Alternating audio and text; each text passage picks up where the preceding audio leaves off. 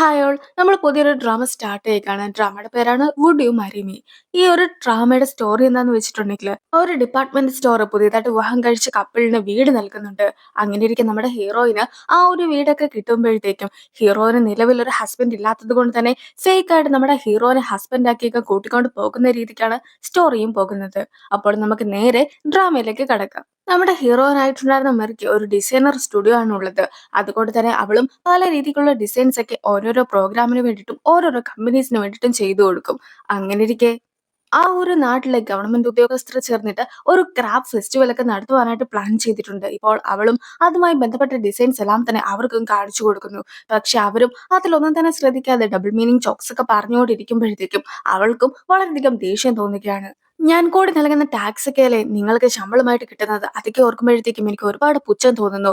കൂടാതെ നിങ്ങളെ പോലെയുള്ള ആൾക്കാരുടെ കൂടെ ഒന്നും തന്നെ മറിക്കുവാനായിട്ട് എനിക്ക് ഒട്ടും തന്നെ താല്പര്യമില്ല എന്നൊക്കെ പറഞ്ഞുകൊണ്ട് അവളും ഒരുപാട് ദേഷ്യപ്പെടുകയാണ്. മെറിയുടെ ഡിസൈനർ സ്റ്റുഡിയോയിൽ നിന്നും ഷിന്നും ഇപ്പോൾ മെറീനെ കോൾ ചെയ്യുകയാണ്. അങ്ങനെ ഇരിക്കെ നിലവിൽ ഇവർക്ക് ഈ ഒരു മാസം 2 പ്രൊജക്ട് മാത്രമേ കിട്ടിയിട്ടുള്ളൂ എന്ന് അവളും അറിയിക്കുന്നു. ഇനിയും കൂടുതൽ പ്രൊജക്ട്സ് ഒക്കെ കിട്ടിയിട്ടുണ്ടെങ്കിലേ നമുക്ക് അതും കൊണ്ട് ഉപകാരമുണ്ടാവുകയുള്ളൂ എന്ന് ഷിന്നും അറിയിക്കുന്നുണ്ട്. അങ്ങനെ ഇരിക്കെ നിലവിൽ അവരുടെ ഡിസൈൻ സ്റ്റുഡിയോയിൽ നിന്നും ഡിസൈൻ ചെയ്തിട്ടുണ്ടായിരുന്ന ഒരു നോട്ടീസ് ഒക്കെ ശ്രദ്ധിച്ചിട്ടുണ്ടായിരുന്ന മെറിയും അതിന്റെ കളറൊക്കെ കുറച്ചുകൂടി ചേഞ്ച് ചെയ്യണമെന്ന് അറിയിക്കുകയാണ്. അവരും അതെല്ലാം തന്നെ ചേഞ്ച് ചെയ്ത് മറ്റൊരു പ്രിന്റും എടുത്തു കൊടുക്കുന്നു. മറിയം കിംബൂജി എന്ന ഒരാളുമായിട്ട് പ്രണയത്തിലായിരുന്നു. അവരുടെ വിവാഹം പോലും പ്ലാൻ ചെയ്തതാണ്. അങ്ങനെ ഇരിക്കെ അവളും ഇപ്പോൾ ഡിപ്പാർട്ട്മെന്റ് സ്റ്റോറിലൊക്കെ പോയിട്ട് വെഡിങ് റിംഗ് മേടിക്കുന്നു. അവളും ഹണിമൂണൊക്കെ പ്ലാൻ ചെയ്തിട്ടുണ്ടായിരുന്നു. അതുകൊണ്ട് തന്നെ ഒരു ട്രാവൽ ഏജൻസിക്ക് അവളും അവളുടെ ബോയ് ഫ്രണ്ടിന്റെ പാസ്പോർട്ടിന്റെ ഡീറ്റെയിൽസ് എല്ലാം തന്നെ അയച്ചു കൊടുക്കുന്നു. അവളും അവളുടെ ബോയ് ഫ്രണ്ടിന് മെസ്സേജ് അയക്കുമ്പോഴത്തേക്കും ബോയ് ഫ്രണ്ട് ഒരു മീറ്റിംഗിലാണ് എന്നും അതുകൊണ്ട് തന്നെ തിരക്കാണ് എന്നും പറയുന്നു. യഥാർത്ഥത്തിൽ അവന് മറ്റൊരു പെൺകുട്ടിയുമായിട്ട് അഫയർ ഉണ്ടായിരുന്നു. ആ ഒരു കാര്യങ്ങളൊന്നും തന്നെ അറിയാതെയാണ് ഇപ്പോൾ മെറിയും ഇരിക്കുന്നത്. മെറിയും വീട്ടിലെത്തിയിട്ട് അമ്മനെ കോൾ ചെയ്യുകയാണ്. മെറിയും വൂജുവുമായിട്ടുള്ള രജിസ്റ്റർ മാരേജ് എല്ലാം തന്നെ കഴിഞ്ഞിരിക്കുന്നു. അങ്ങനെ ഇരിക്കെ അവരുടെ റിയൽ ആയിട്ടുള്ള വെഡിങ് ഒക്കെ നടത്തുവാനായിട്ട് മെറിക്കൊരു പ്ലാൻ ഉണ്ടായിരുന്നെങ്കിൽ പോലും അത് വലിയൊരു ഹോട്ടലിൽ വെച്ച് നടത്തണമെന്നൊക്കെ പറഞ്ഞുകൊണ്ട് വൂജുവിന്റെ അമ്മയും ഒരുപാട് വാശി പിടിച്ചിരിക്കുകയാണ്. അത്രയും വലിയ ഹോട്ടലിൽ വെച്ച് പരിപാടി നടത്തേണ്ട യാതൊരു വിധത്തിലുള്ള കാര്യവുമില്ല. അഥവാ അവരുടെ കയ്യിൽ അത്രത്തോളം പണമൊക്കെ ഉണ്ടെങ്കിൽ ആ ഒരു പണമൊക്കെ ഞങ്ങൾക്ക് നൽകുകയാണെങ്കിൽ അത് വെച്ചിട്ട് ഞങ്ങൾക്ക് വീടിന്റെ വാടകയെങ്കിലും കൊടുക്കാമായിരുന്നു എന്നൊക്കെയാണ് അവൾ പറയുന്നത്. അതായത് നിലവിൽ അവൾ മറ്റൊരു വീട്ടിലായിരുന്നു താമസിച്ചിട്ടുണ്ടായിരുന്നെങ്കിൽ പോലും വിവാഹത്തിന് ശേഷം താമസിക്കുവാനായിട്ട് അവളും മറ്റൊരു വീടിന് വാടകയൊക്കെ കൊടുത്ത് എടുത്തിട്ടുണ്ടായിരുന്നു. അവരും നേരത്തെ തന്നെ വീട്ടിൽ താമസിക്കുവാനായിട്ട് തുടങ്ങിയിട്ടുണ്ടായിരുന്നെങ്കിലും ഇന്നാണ് അവളും അവളുടെ സാധനങ്ങളെല്ലാമായിട്ട് ആ ഒരു വീട്ടിലേക്ക് വന്നിട്ടുണ്ടായിരുന്നത്. അവളും അതിന്റെ തിരക്കിലായിരുന്നു. നിലവിൽ ആ ഒരു വീടിന് ഡെപ്പോസിറ്റ് ആയിട്ട് കൊടുത്തിട്ടുണ്ടായിരുന്നതെല്ലാം തന്നെ അവളുടെ അമ്മ അയച്ചു കൊടുത്തിട്ടുണ്ടായിരുന്ന പണമായിരുന്നു. അങ്ങനെയിരിക്കെ കോളിന്റെ ഇടയ്ക്ക് അവളുടെ കാലില് ഒരു കമ്മൽ കൊള്ളുകയാണ്. ആ കമ്മൽ അവളുടേതല്ല എന്ന് മനസ്സിലാക്കുന്ന അവളും ബെഡ് ചെക്ക് ചെയ്യുമ്പോഴത്തേക്കും ബെഡിൽ നിന്നും നീളം കൂടിയ ഒരു മുടിയും അവൾക്ക് കിട്ടുന്നു. അവളും ഇപ്പോൾ വൂജുവിനെ വിളിച്ചു വരുത്തിയിരിക്കുകയാണ്. അങ്ങനെയിരിക്കെ വൂജുവും അവന്റെ ഇൻസ്റ്റയിൽ ഉണ്ടായിരുന്ന ഫോട്ടോസ് ഒക്കെ നോക്കിയിരിക്കുന്നു. അവൾക്കും അവൻ ചീറ്റ് ചെയ്തിട്ടുണ്ടായിരുന്നത് ജെനിയുമായിട്ടാണെന്ന് മനസ്സിലായിട്ടുണ്ട്. അതുകൊണ്ട് തന്നെ നിന്റെ എല്ലാ ഫോട്ടോയ്ക്കും ലൈക്കും കമന്റും ഒക്കെ ഇട്ടിട്ടുണ്ടായിരുന്നത് ജെനി ആരാണ്? നിങ്ങൾ രണ്ടുപേരും പരസ്പരം ഫോളോ ചെയ്യുന്നുണ്ടല്ലോ എന്ന് അവൾ പറയുമ്പോഴത്തേക്കും നിലവിൽ എന്റെ കൂടെ വർക്ക് ചെയ്യുന്ന ആളാണ് ജെനി. അത് കൂടാതെ ഞങ്ങൾ പണ്ട് സ്കൂളിലൊക്കെ ഒന്നിച്ച് പഠിച്ചതായിരുന്നുവെന്ന് വൂച്ചു പറയുമ്പോഴത്തേക്കും നീ അവളുടെ കൂടെ കിടന്നിട്ടുണ്ടായിരുന്നോ എന്നൊരു ചോദ്യം കൂടി അവളും ചോദിക്കുന്നു. അത് കേൾക്കുമ്പോഴത്തേക്കും അവനും പെട്ടെന്ന് ടെൻസ്ഡ് ആകുന്നു.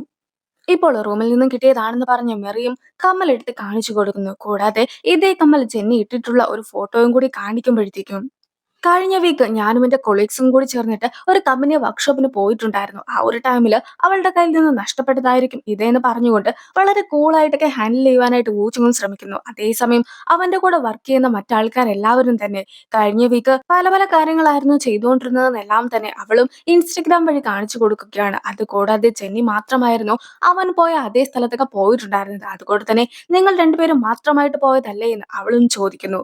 മറ്റു വഴികളില്ലാത്തത് കൊണ്ട് തന്നെ നമ്മുടെ വിവാഹമൊക്കെ വരുവാനായിട്ട് പോവുകയല്ലേ. അതിന്റെ ഒരുപാട് സ്ട്രെസ് ഒക്കെ എനിക്കുണ്ട്. അതുകൊണ്ട് എനിക്ക് പറ്റിപ്പോയൊരു അബദ്ധം മാത്രമായിരുന്നു ഇത്. പിന്നെ ഞാനും അവളെ ഒരു സീരിയസ് ആയിട്ടുള്ള റിലേഷൻഷിപ്പ് ആയിട്ട് ഒന്നും തന്നെ കാണുന്നില്ല. ഞാൻ ശരിക്കും നിന്നെ മാത്രമേ വിവാഹം കഴിക്കുകയുള്ളൂ എന്നൊക്കെ പറഞ്ഞുകൊണ്ട് അവനും ഇരിക്കുന്നു. അങ്ങനെ ഇരിക്കെയായിരുന്നു ജെനിയും അവന് ഒരു മെസ്സേജൊക്കെ അയച്ചിട്ടുണ്ടായിരുന്നത്. അതില് അവളുടെ ഒരു ഫോട്ടോ കൂടി ആഡ് ചെയ്തിട്ടുണ്ടായിരുന്നു. ഈ ഒരു സമയത്ത് അവന്റെ ശ്രദ്ധ ഫോണിലേക്ക് പോയത് കണ്ടിട്ടുണ്ടായിരുന്ന അവൾക്കും സംശയമൊക്കെ തോന്നിയിട്ട് എന്തായിരുന്നു ഫോണിൽ മെസ്സേജ് വന്നിട്ടുണ്ടായിരുന്നതെന്നൊക്കെ ചോദിക്കുന്നു.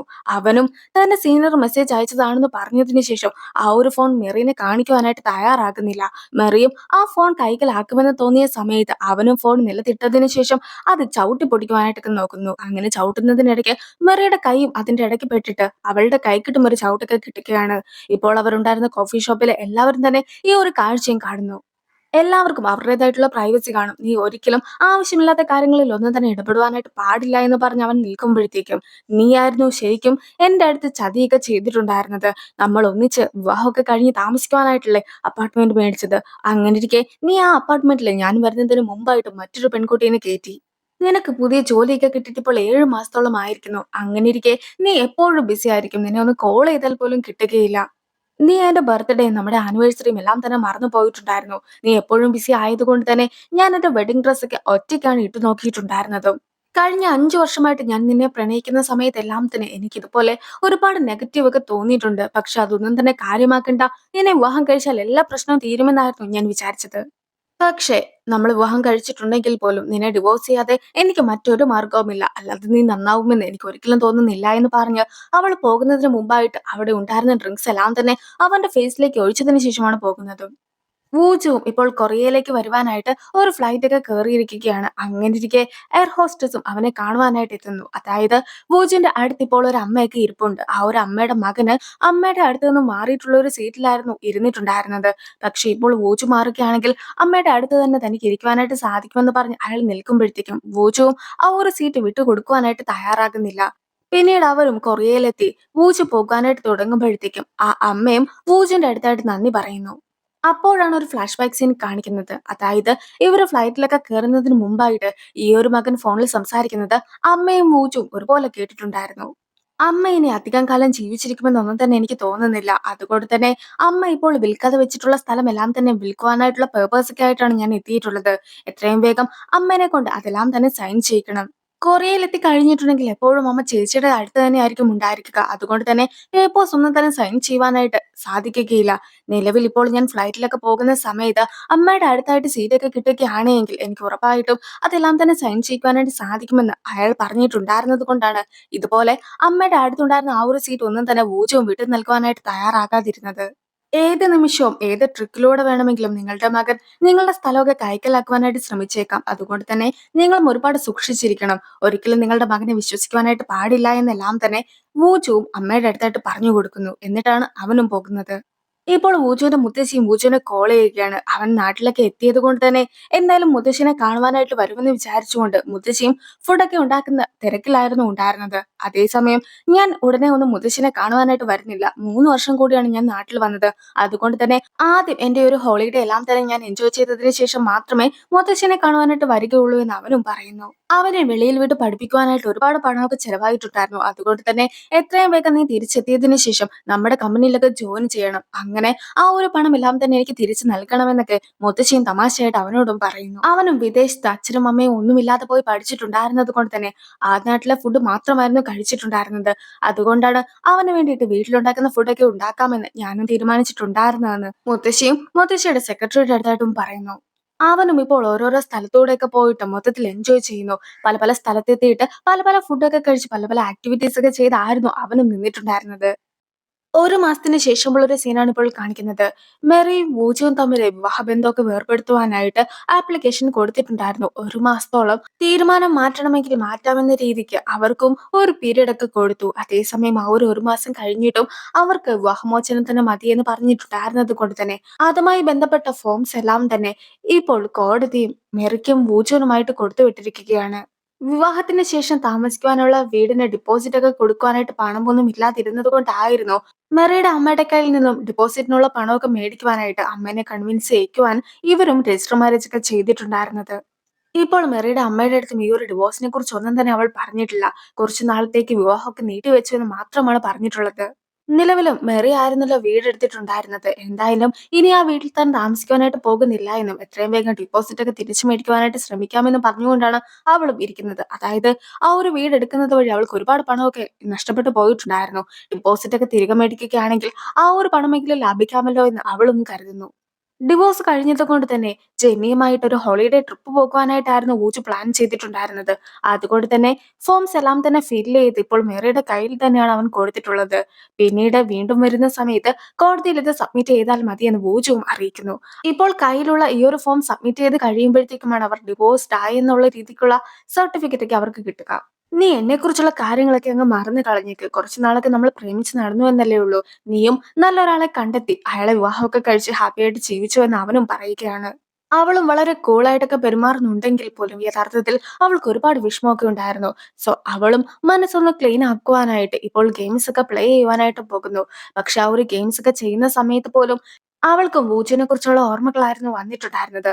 അവനില്ലെങ്കിൽ പോലും എന്റെ ലൈഫിൽ യാതൊരു വിധത്തിലുള്ള മാറ്റവും ഉണ്ടാവുകയില്ല. ഞാനും എന്റെ ലൈഫൊക്കെ നല്ല രീതിക്ക് മുന്നോട്ട് കൊണ്ടുപോകും. ബ്ലൈൻഡ് ഡേറ്റ്സിന് പോകും. ഒരാളെ കണ്ടെത്തും. വിവാഹം കഴിക്കും. പിന്നീട് ഞാനും ഒരുപാട് ട്രിപ്പ് പോകുമെന്നെല്ലാം തന്നെ അവൾ പറയുന്നുണ്ടെങ്കിൽ പോലും അവളും കരഞ്ഞൊക്കെ പോകുന്നു. നമ്മുടെ ഹീറോ ആയിട്ടുള്ള വൂച്ചും ഹോളിഡേ ട്രിപ്പൊക്കെ കഴിഞ്ഞിട്ട് ഒരിടത്തൊന്നും പോകുവാനായിട്ട് പ്ലാൻ ചെയ്യുമ്പോഴത്തേക്കും അവൻ താമസിച്ച സ്ഥലത്തെ ആളും അവന് വേണ്ടിയിട്ട് ഒരു ബ്രെഡൊക്കെ മേടിച്ചു കൊടുക്കുന്നു. അവനും അത് ഇഷ്ടപ്പെടുന്നുണ്ട്.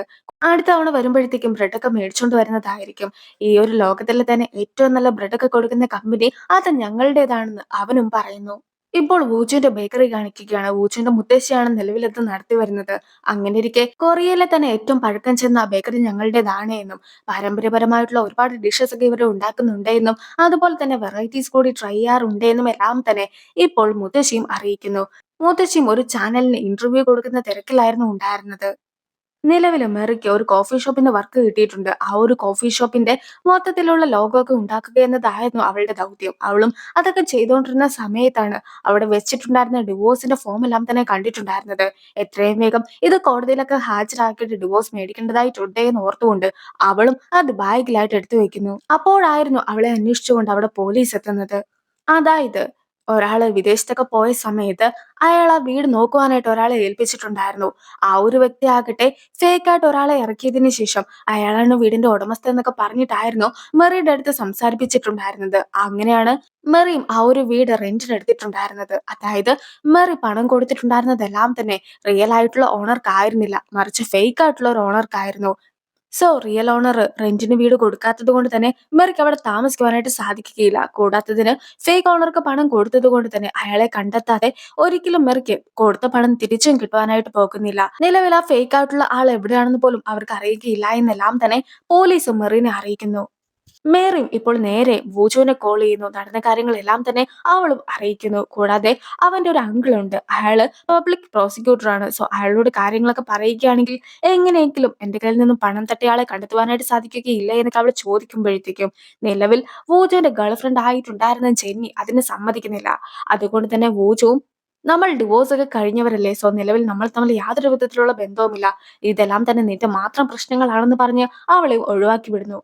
ഇപ്പോൾ മെറിയും ഒറ്റയ്ക്കിരുന്ന് ഡ്രിങ്ക്സ് ഒക്കെ കുടിക്കുകയാണ്. അപ്പോൾ അവളും വൂജുവിനെ കുറിച്ച് ആലോചിക്കുന്നു. അതായത് നിലവിൽ അവർ സ്ട്രേഞ്ചേഴ്സ് ആണെങ്കിൽ പോലും അവൻ കൂടി വിവാഹം കഴിക്കുമെന്ന് പറഞ്ഞതുകൊണ്ടല്ലേ അവളും പുതിയൊരു അപ്പാർട്ട്മെന്റ് ഒക്കെ മേടിക്കുവാനായിട്ട് പ്ലാൻ ചെയ്തിട്ടുണ്ടായിരുന്നത്.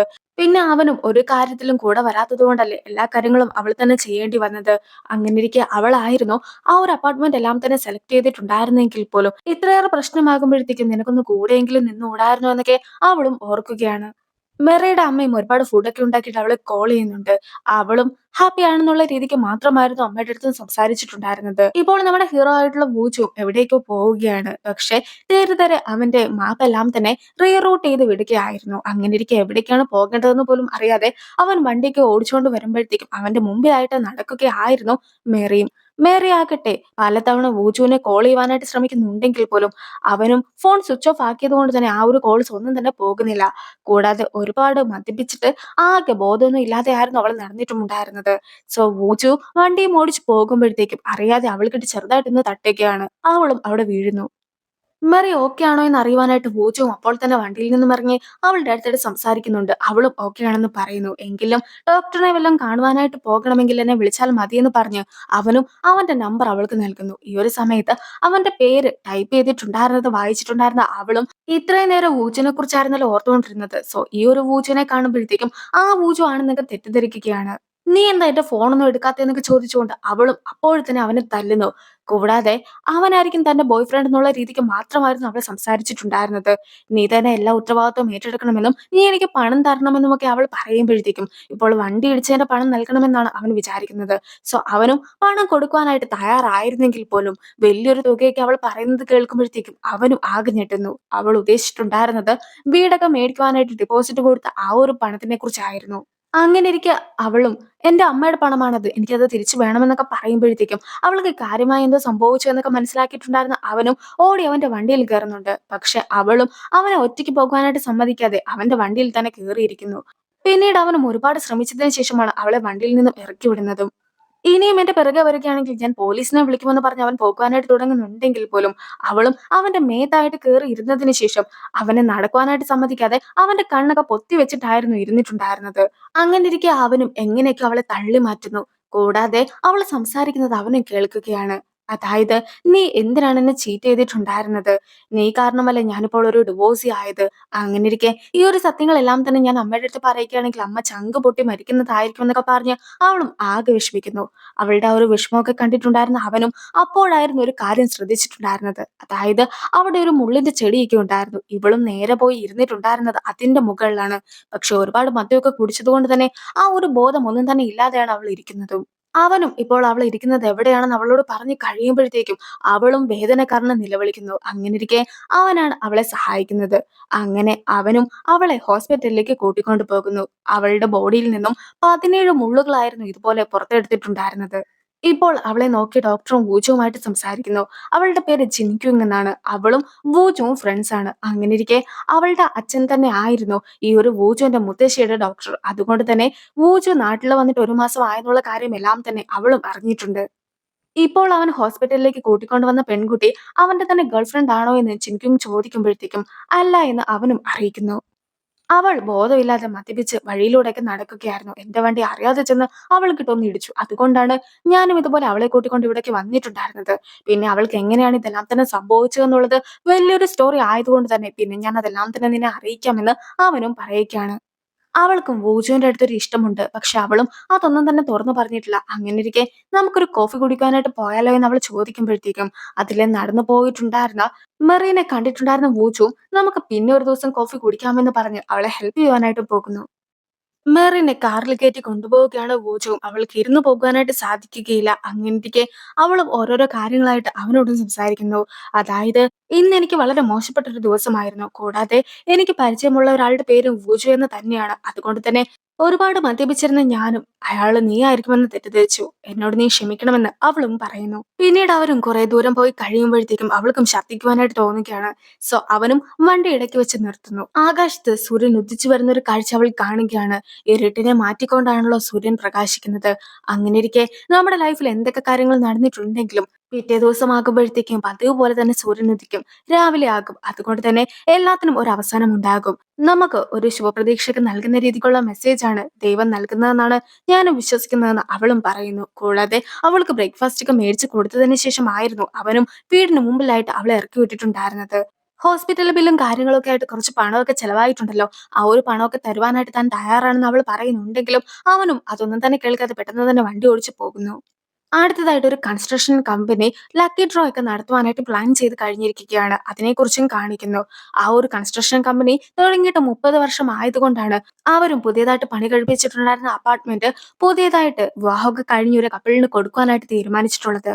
ഇതൊരു ലക്ഷറി അപ്പാർട്ട്മെന്റ് ആണ്. അങ്ങനെയിരിക്കെ ബ്യൂട്ടി എന്ന ഡിപ്പാർട്ട്മെന്റ് സ്റ്റോറിലെ സിഇഒനെ കാണിക്കുകയാണ്. സിഇഒ ആയിരുന്നു ശരിക്കും സമ്മാനമെല്ലാം തന്നെ അനൗൺസ് ചെയ്യേണ്ടിയിരുന്നത്. നിലവിൽ മേയറുടെ അനന്തരവനാണ് ഈ ഒരു സമ്മാനം നൽകുവാനായിട്ട് അവർ ആഗ്രഹിക്കുന്നത്. അതുകൊണ്ട് തന്നെ മേയറുടെ അനന്തരവന്റെ പേരെഴുതിയിട്ടുണ്ടായിരുന്ന കൂപ്പൺ ഇപ്പോൾ സെക്രട്ടറിയും അവനെ ഏൽപ്പിക്കുന്നു. അവനും ഷർട്ടിന്റെ കൈയുടെ ഭാഗത്തായിട്ട് ആ ഒരു കൂപ്പണൊക്കെ ഒളിപ്പിച്ചു വെക്കുന്നുണ്ട്. ഇൻ കേസ് ഈ ഒരു കൂപ്പൺ എങ്ങാനും താഴെ പോവുകയാണെങ്കിൽ കണ്ടുപിടിക്കുവാനായിട്ട് എളുപ്പത്തിന് അവനും ആ ഒരു കൂപ്പണിന്റെ അറ്റത്തായിട്ട് ഒരു മടക്കവും വെക്കുന്നു. സിഒയും തന്റെ കൈയുടെ ഇടയ്ക്ക് നിന്നും കൂപ്പൺ എടുക്കാനായിട്ട് ശ്രമിക്കുന്നതിനിടയ്ക്ക് കൂപ്പണും താഴേക്ക് വീണ് പോവുകയാണ്. അതുകൊണ്ട് തന്നെ നിലവിൽ കിടക്കുന്ന കൂപ്പൺസിന്റെ അകത്തു നിന്നും ആ കൂപ്പൺ കണ്ടുപിടിക്കുവാനായിട്ടും അവൻ ശ്രമിക്കുന്നു.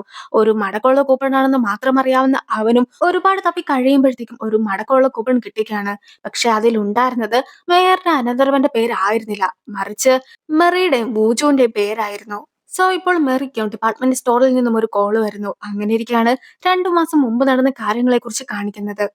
മെറിയും കല്യാണമൊക്കെ ഫിക്സ് ചെയ്ത സമയത്ത് ഡിപ്പാർട്ട്മെന്റ് സ്റ്റോറിൽ പോയിട്ട് മോതിരമൊക്കെ മേടിച്ചിട്ടുണ്ടായിരുന്നല്ലോ. അങ്ങനെ അവൾ വരുന്ന വഴിക്കായിരുന്നു ഇതുപോലെ സമ്മാന കൂപ്പണൊക്കെ അവൾക്കും കിട്ടിയിട്ടുണ്ടായിരുന്നത്. ഈ ഒരു കൂപ്പൺ എങ്ങനെ അടിക്കുകയാണെങ്കിൽ ജീവിതകാലം മുഴുവൻ നല്ലത് മാത്രമേ ചെയ്യുകയുള്ളൂ എന്ന് പറഞ്ഞിട്ട് അറ്റത്തൊരു മടക്കൊക്കെ വെച്ചിട്ട് അവൾ തന്നെ ആയിരുന്നു ആ കൂപ്പണും അതിലിട്ടിരുന്നത്. ഇപ്പോൾ അവൾക്ക് സമ്മാനം അടിച്ചു എന്നൊക്കെ അറിയുമ്പോഴത്തേക്കും അവളും ഒരുപാട് സന്തോഷിക്കുന്നു. നിലവിൽ കുറച്ച് തെളിവുകളൊക്കെ ഹാജരാക്കുകയാണെങ്കിൽ നിനക്കും ആ ഒരു സമ്മാനം കിട്ടുന്നതായിരിക്കുമെന്ന് ഡിപ്പാർട്ട്മെന്റ് സ്റ്റോറിലെ ആളും പറയുകയാണ്. അങ്ങനെ പറയുന്നതില് വിവാഹത്തിന്റെ സർട്ടിഫിക്കറ്റും ഉൾപ്പെടുന്നുണ്ടായിരുന്നു. അതായത് 80 പൗണ്ടിൽ താഴെ ശമ്പളമുള്ള പുതിയതായിട്ട് വിവാഹം കഴിഞ്ഞ വീടില്ലാത്ത ദമ്പതിമാർക്ക് വേണ്ടിയിട്ടായിരുന്നു ഈ ഒരു വീടെല്ലാം തന്നെ കൊടുക്കുന്നതെന്ന് അയാളും അവളെ ഓർമ്മിപ്പിക്കുകയാണ്. ആദ്യം തനിക്ക് ഈ ചാൻസ് ഒക്കെ നഷ്ടപ്പെടുമോ എന്നോർത്ത് അവളൊന്ന് പേടിക്കുന്നുണ്ടെങ്കിൽ പോലും ഡിവോഴ്സിന്റെ ഫോം എല്ലാം തന്നെ ഇപ്പോഴും അവളുടെ കയ്യിൽ തന്നെ ഇരിക്കുകയാണ്. അതുകൊണ്ട് തന്നെ അവളും ഫാമിലി രജിസ്ട്രി ഒക്കെ എടുത്തു നോക്കി കഴിയുമ്പോഴത്തേക്കും അതിൽ നിലവിൽ അവളുടെ ഹസ്ബൻഡ് ആയിട്ട് വോജുവിന്റെ പേരൊക്കെ അവളും കാണുന്നു. സോ ഇപ്പോൾ ഈ ഒരു വീടും തനിക്ക് തന്നെ കിട്ടുമെന്നോർത്ത് അവളും ഒരുപാട് ഹാപ്പി ആകുന്നു. ഇപ്പോൾ സ്റ്റാഫും സെക്രട്ടറിനെ അവൾ എല്ലാ ഡീറ്റെയിൽസും അയച്ചു തന്നു എന്നൊക്കെ പറഞ്ഞ് അത് കാണിച്ചു കൊടുക്കുകയാണ്. അങ്ങനെ ഇരിക്കെ ആയിരുന്നു മെറിക്ക് ഒറ്റയ്ക്ക് മാത്രമേ ഫംഗ്ഷന് വരുവാനായിട്ട് സാധിക്കുകയുള്ളൂ, അവളുടെ ഹസ്ബൻഡിന് വരുവാനായിട്ട് സാധിക്കുകയില്ല എന്ന കാര്യം അറിയിക്കുന്നത്. അതായത് മെറീനെ കോൾ ചെയ്ത സമയത്ത് മെറിയും വൂജു നാട്ടിലില്ല എന്നും വൂജു വിദേശത്തേക്ക് പോവുകയാണെന്നും എല്ലാം തന്നെ ആയിരുന്നു പറഞ്ഞിട്ടുണ്ടായിരുന്നത്. സോ എത്രയും വേഗം ഫംഗ്ഷൻ ഒക്കെ നടത്തുവാനായിട്ടാണ് മെറി ആവശ്യപ്പെട്ടിട്ടുള്ളത്. സോ ഇപ്പോൾ അതൊരു ലുക്ക് ഹോൾ ആയിട്ട് കണ്ടിട്ടുണ്ടായിരുന്ന സെക്രട്ടറിയും അവളോട് അങ്ങനെ ചെയ്യുവാനായിട്ട് സാധിക്കുകയില്ല എന്ന് പറയുവാനായിട്ട് സ്റ്റാഫിന്റെ അടുത്തായിട്ടും അവൻ പറയുന്നു. അതായത് ഇവർക്ക് ശരിക്കും മേയറിന്റെ അനന്തരവൻ ഇത് കൊടുക്കുവാനായിട്ടാണല്ലോ താല്പര്യം. അതുകൊണ്ട് തന്നെ അവരും എന്തെങ്കിലുമൊക്കെ എക്സ്ക്യൂസ് പറഞ്ഞിട്ട് എങ്ങനെ ഇത് മെറിക്ക് കൊടുക്കാതിരിക്കാമെന്ന രീതിക്കാണ് ചിന്തിക്കുന്നത്. അതുകൊണ്ട് തന്നെ അവൾ ഏതെങ്കിലും രീതിക്കുള്ള കാര്യത്തിൽ കള്ളത്തരമൊക്കെ പറഞ്ഞിട്ടുണ്ടെങ്കിൽ അവളെ ലീഗലായിട്ടൊക്കെ ആയിരിക്കും അവരും നേരിടുക എന്ന് സെക്രട്ടറിയും അറിയിക്കുന്നു. കൂടാതെ സെക്രട്ടറിയും രണ്ടുപേരും കൂടി ഒന്നിച്ചു വരികയാണെങ്കിൽ മാത്രമേ ആ ഒരു സമ്മാനമൊക്കെ കിട്ടുകയുള്ളൂ എന്നും കൂടി അവളെ അറിയിക്കുന്നുണ്ട്. സോ ഇപ്പോൾ ആ ഒരു ഗിഫ്റ്റ് എല്ലാം തന്നെ തന്റെ അടുത്ത് നിന്ന് നഷ്ടപ്പെട്ടു പോകുമല്ലോ എന്ന് വിചാരിച്ചുകൊണ്ട് മെറിയും ആകെ ടെൻഷൻ അടിക്കുന്നു. കൂടാതെ അവളും വൂജുവിനെ കോൾ ചെയ്യുവാനായിട്ടൊക്കെ ശ്രമിക്കുന്നുണ്ടെങ്കിലും അവനും ഒരുപാട് ബിസി ആയിരുന്നത് കൊണ്ട് കോൾ എടുക്കുന്നില്ല. കൂടാതെ അവളും ഇപ്പോൾ അവന് വോയിസ് മെയിൽ എല്ലാം തന്നെ അയക്കുന്നുമുണ്ട്. പക്ഷേ ജെന്നിയുടെ ഒപ്പം ഹോളിഡേ ഒക്കെ എൻജോയ് ചെയ്തുകൊണ്ടിരുന്നിട്ടുണ്ടായിരുന്ന അവനും ആ ഒരു വോയിസ് മെയിൽ ഒന്നും തന്നെ കേൾക്കാതെ അതിനു മുമ്പായിട്ട് തന്നെ അവളെ ബ്ലോക്ക് ചെയ്ത് വിടുന്നു. നിലവിൽ അവളിരിക്കുന്ന ബിൽഡിങ്ങിന്റെ തൊട്ട് എതിർവശത്തായിട്ടുള്ള ടിവിയിൽ ഇതുപോലെ അവൾക്ക് കിട്ടുവാനായിട്ട് പോകുന്ന അപ്പാർട്ട്മെന്റിന്റെ വീഡിയോസ് ഒക്കെ കാണിക്കുന്നത് കണ്ടിട്ടുണ്ടായിരുന്ന അവളും തനിക്ക് ഇതെല്ലാം തന്നെ നഷ്ടപ്പെട്ടു പോയല്ലോ എന്നോർത്ത് നിരാശയായിട്ട് ഇരിക്കുമ്പോഴത്തേക്കും ആയിരുന്നു നമ്മുടെ ഹീറോയുടെ ഒരു മെസ്സേജ് അവൾക്ക് വരുന്നത്.